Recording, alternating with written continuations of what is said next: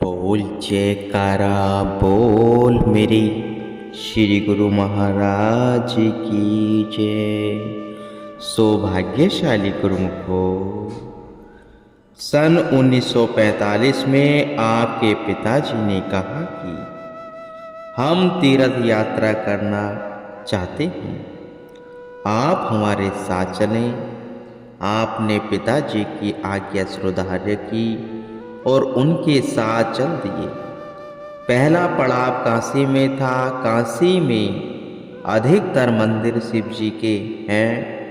काशी विश्वनाथ मंदिर अत्यधिक विख्यात पूजा स्थल है। आप पिताजी के साथ प्रातः जाते और गुरु शब्द के ध्यान में लीन हो जाते। मंदिर में पूजा अर्चना जैसे भी पिताजी कहे कर लेते, परंतु रोम रोम में श्री सद्गुरु महाराज जी के दर्शन बस चुके थे। आप सब में उसी छवि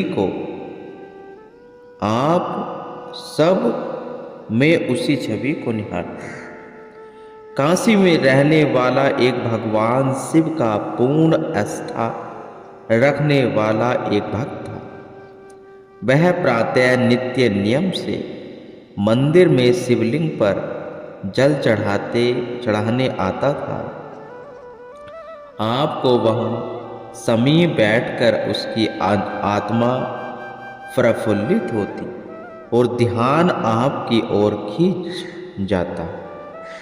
रात्रि समय उसके मन में ख्याल आया कि सतग्रंथ एवं संतों की वाणियों में प्राय पढ़ा सुना जाता है, गुरु ब्रह्मा गुरु विष्णु गुरु देवो महेश्वर, गुरु साक्षात पार ब्रह्म, तस्मै श्री गुरुदेव नमः। अर्थात गुरु ही ब्रह्मा है, गुरु ही विष्णु है, गुरु ही शिवजी हैं। गुरु साक्षात परमात्मा का स्वरूप है। गुरु के बिना मनुष्य अधूरा है। जब कोई भी देव गुरु रूप है, वे भी परमात्मा के रूप हैं, तो फिर गुरु की आवश्यकता क्यों है?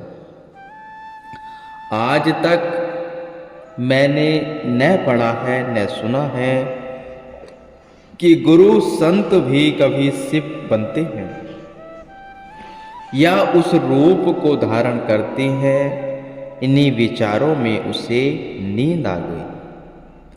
कहते हैं जब पूर्व पुण्य जागृत होते हैं तो संतों से मिलाप होता है और सतगुरु की प्राप्ति होती है। वह शिव भक्त नित्य की भांति लोटे में जल लेकर मंदिर में गया। आंखें मूंद कर शिवलिंग पर जल चढ़ाते हुए ओम नमः शिवाय ओम नमः शिवाय कहने लगा। उस समय उसने ध्यान में यह देखा कि आप सामने बैठकर मुस्कुरा रहे थे और वह शिवलिंग पर ही जल चढ़ा रहा था। उसने पुनः आंखें मूंदी और ओम नमः शिवाय कहते हुए पुनः शिवलिंग पर जल चढ़ाया। उसे ध्यान में वह अलौकिक दृश्य फिर से दृष्टिगोचर होने लगा। उसने आंखें खोली और आप में शिव स्वरूप के दर्शन पाए। उस व्यक्ति ने आपके चरण पकड़ लिए और आपको अपने घर में भोजन कराने की विनय की। आप उसके घर गए। उसने विनय की, क्या आप इस वेश अभी घर का पहनावा था? मैं गुरु हूँ या गुरु बनेंगे? आपने उत्तर दिया, आपकी हार्दिक सच्ची भावना, श्रद्धा, विश्वास और पूर्व पुण्यों से श्री आनंदपुर वासी सद्गुरु ने यह सहयोग बनाया है। मेरे सद्गुरु को जिस रूप में चाहोगे उसी रूप में पाओगे। वह भक्त कहने लगा, महाराज, जो कुछ मैंने स्पष्ट देखा है उसे कैसे भुला सकता हूँ। अब आप मुझे नाम दीक्षा दीजिए। उस समय आस पड़ोस एवं कुछ संबंधी उनके घर में एकत्र थे। सबके मन में एक भावना उत्पन्न हुई कि इनसे सत्संग करवाया जाए और कुछ दिन यहाँ ठहरने का आग्रह किया जाए। उनमें से 2-3 घरों में श्री आनंदपुर से महात्मा जन सत्संग के लिए कभी कभी आते थे। उन्होंने अपना परिचय दिया तो आपने फरमाया, बस काम बना बनाया है। जब महात्मा जी ने इनके घर आए तो सभी नाम दीक्षा उनसे ले लेना। आज से सबका संबंध श्री आनंदपुर से जुड़ गया है। समय पाकर यह फलेगा फूलेगा। श्री आनंदपुर में आना, श्री सद्गुरु के दर्शन से जीवन कृतार्थ हो जाएगा। काशी में आप 6 दिन रहे, सबसे निर्लिप्त एवं रहस्यमय अनोखे ढंग से। दोपहर के समय आप काफी दूर एकांत में चले जाते, जहाँ एक मूर्तिकार संगमरमर से श्री कृष्ण की मूर्ति तराश रहा था। आपने ध्यान में लीन आप कभी नैन मूंद लेते तो कभी खोलकर उस पर दृष्टि डालते। मूर्तिकार भी आपकी मनोहारी दिव्य छवि से अभिभूत हुआ। कभी आपकी ओर निहारता तो कभी मूर्ति बनाने में जुट जाता। अद्भुत अद्भुत यह कोई देवी शक्ति प्रतीत होते हैं। इस कृष्ण मूर्ति में अपने आप सौंदर्य निखरता जा रहा था, जो काम 2 मास में भी पूर्ण न हो पाता, वह इनके 3 घंटे की समीपता में पूर्ण हो गया। आप उन्हें वहां से उठकर चले जाते। इस प्रकार 2 दिन बीते। तीसरे दिन आपको 1 घंटा ही हुआ था कि पिताजी पीछे से आपको ढूंढते हुए वहां आ पहुंचे और आपको देखकर कहने लगे, अरे तुम्हें दिन दोपहर को भी आराम नहीं, चलो मेरे साथ धर्मशाला में आराम करो। मूर्तिकार मन ही मन मुस्कुराया, एकदम आपकी ओर निहारते हुए विनय की, महाराज आप थोड़े समय के लिए विराजमान रहें, अपने इस काम को अधूरा छोड़कर मत जाना और नहीं जा सकते हो। आप मौन रहे। वह पिताजी गुनगुनाते हुए लौट गए। तीसरे दिन जब 3 घंटे के बाद आप वहां से उठने लगे तो मूर्तिकार ने मूर्ति को पूरा कर लिया और झट से आपके चरण पकड़ लिए। दिव्य स्वरूप भगवान प्रणाम, आश्चर्य आश्चर्य। यह श्री मूर्ति 6 मास में पूरी होने की संभावना थी। आपकी दृष्टि मात्र से यह मूर्ति 3 दिन में ही पूरी हो गई, वह भी अद्वितीय स्वरूप में है। अब आप यह रहस्य बतलाएं कि आप श्री कृष्ण अवतार के रूप में धरती पर आए हैं। अपने स्वरूप की लगता तो करवा दी है। आपने अपनी सरलता से कहा, सब कुछ पर्दे के पीछे है। मूर्तिकार ने कहा, मेरी समझ में कुछ नहीं आया। आपने फरमाया, सृष्टि की पूरी रचना, सकल ब्रह्मांड का रहस्य सब पर्दे के पीछे है, अर्थात गुप्त है। सामने पड़े संगमरमर के पत्थरों के ढेर को देखो, उनकी क्या कीमत है। तुमने इन्हें तराशने की कला सीखी और इन्हें मूल्यवान बनाने में जुट गए हो। इसी प्रकार परमात्मा की ओर से प्रत्येक प्राणी को दिया गया यह विशेष उपहार है। जिस कार्य को जिसने पूर्ण करना है, उसी कला में उसे पारंगत कर दिया गया है। वह आपकी रहस्यमय वाणी सुनते हुए आत्मविभोर हो गया एवं अपने अंतर मन में आनंद सुख की अनुभूति की। आपने एक वाक्य में उपनिषद पुराण और वेदों का सार बतला दिया। आप धर्मशाला में लौटे तो पिताजी ने आपको बनारस चलने को कहा। आप पिताजी की आज्ञा को मानकर साथ चल दिए। वहां पर पिताजी मंदिर में जाते और पुनः मठाधीश के पास बैठकर उनकी दिनचर्या और उपदेश सुनते। आप वहां पर बाहर से ही सैर करते हुए किसी निर्जन स्थान पर बैठकर भजन अभ्यास का आनंद लेते। एक बार आप जैसे ही बाहर से गुजर रहे थे, एक मठाधीश ने आपको बुलाया और कहा, अंदर आइए, अपना घर देखिए। अर्थात यहाँ पर हमारे साथ मठ संभालिए।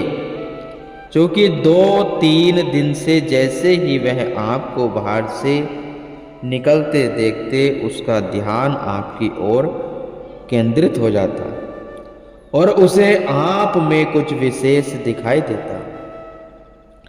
आपने मठ में प्रवेश करते हुए उससे कहा, मंदिर आइए, केवल हमें ही अंदर नहीं आना है। अंदर नहीं आना है, आप सब इसी कार्य में लगे हैं। हमारा अपना काम अपने अंदर आत्मदर्शन है। इसी कार्य में संलग्न रहना ही परम कर्तव्य है। वहां पर अंतर्दृष्टि से पारखू एक दिव्य पुरुष ने प्रवेश किया और मठाधीश को संबोधित करते हुए कहा कि आप जिन्हें घर की राह दिखा रहे हो, ये तो संसार को निज घर की राह दिखाने के लिए अवतरित हुए हैं। ये निर्बंधन है, किसी के बंधन में नहीं बनेंगे। और यह भविष्यवाणी करते हुए वे आलोक हो गए। मठाधीश और पिताजी ने इसका भेद जानना चाहा। आपने कहा, हाँ, श्री आनंदपुर हमारा अपना घर है। श्री सद्गुरु महाराज जी सब को जानते हैं। हम अपना कर्तव्य पालन कर रहे हैं। पिताजी ने कहा, बेटा तू ही जाने कि किस कर्तव्य को पूरा करना है।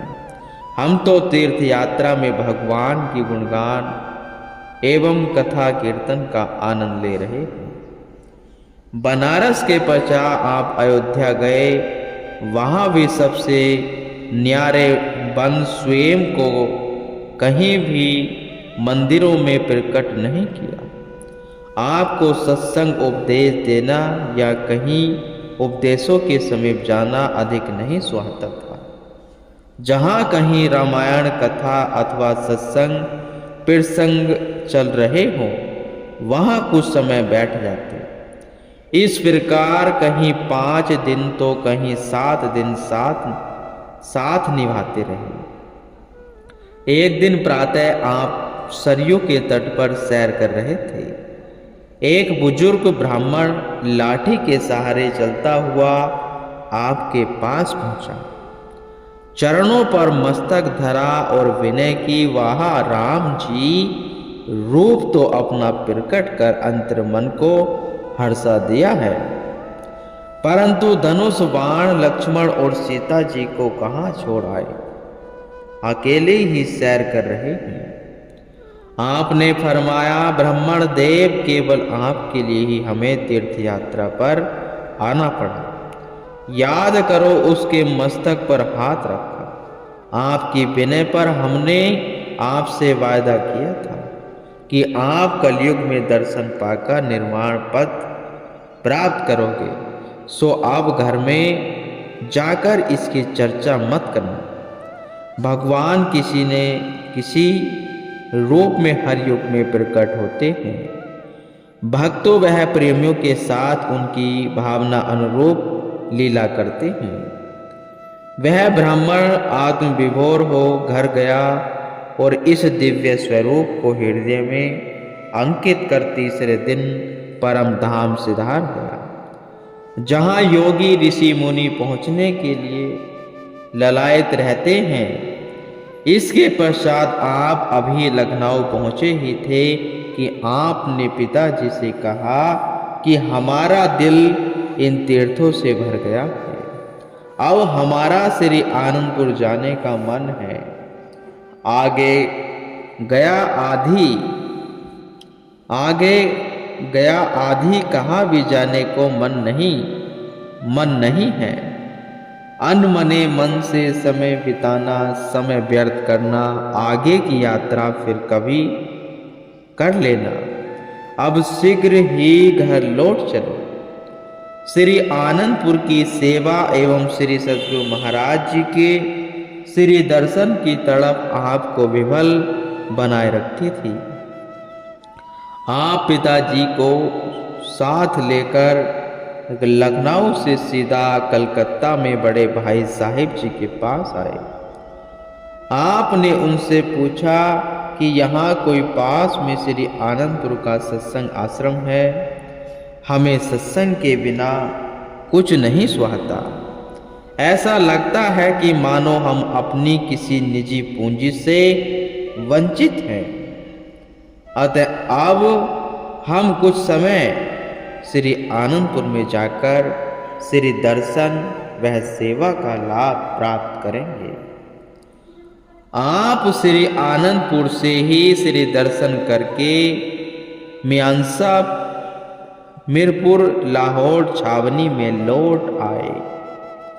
अब आप स्वतंत्र होकर जब दिल चाहता गंदोबाल चले जाते। श्री आनंदपुर में अधिक समय श्री सेवा में लगाना आपका नियम बन गया। श्री दर्शन की चाह आपको हर समय दीवाना बनाए रखती थी, क्योंकि वे भगवान के रूप में इस जन्म में अवतरित हुए थे। क्योंकि भगवान जब अवतार लेकर इस पृथ्वी पर आते हैं तो वह रूहों का कल्याण करने के लिए ही इस धरा पर जन्म लेते हैं। गुरुमुख।